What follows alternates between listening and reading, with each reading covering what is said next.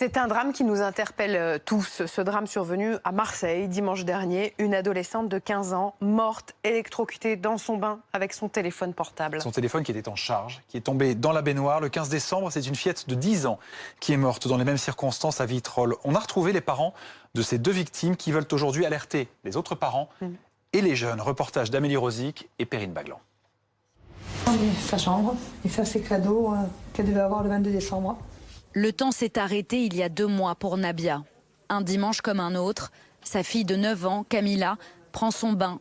Et comme souvent, elle écoute de la musique sur son téléphone portable, relié au chargeur branché à une prise à proximité.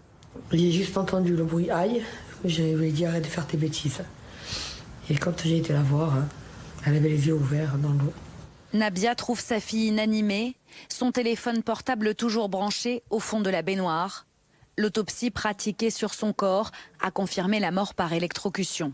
Camilla elle était joyeuse, elle est unique, c'est la joie de vivre, c'est le rayon de soleil de la maison. J'ai tout perdu, tout simplement. Ce drame n'est malheureusement pas isolé. Sur les 4 derniers mois, on dénombre 4 morts par électrocution de ce type en France. La dernière victime s'appelle Tiffaine, elle avait 15 ans.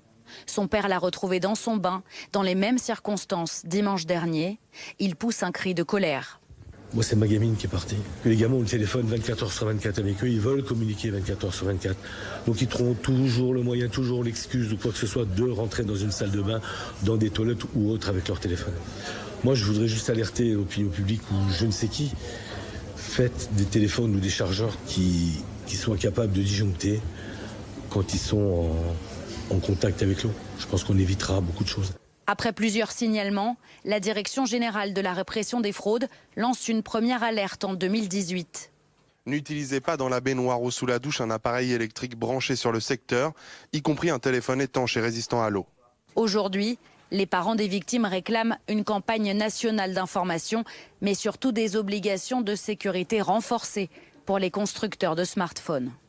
On va revoir ensemble ces consignes qui étaient données dans le sujet, parce que ça paraît du bon sens et pourtant on n'utilise pas dans la baignoire ou sous la douche un appareil qui est branché. Ça vaut pour le téléphone, la tablette, l'ordinateur, même si l'appareil en question est étanche et qu'il résiste à l'eau.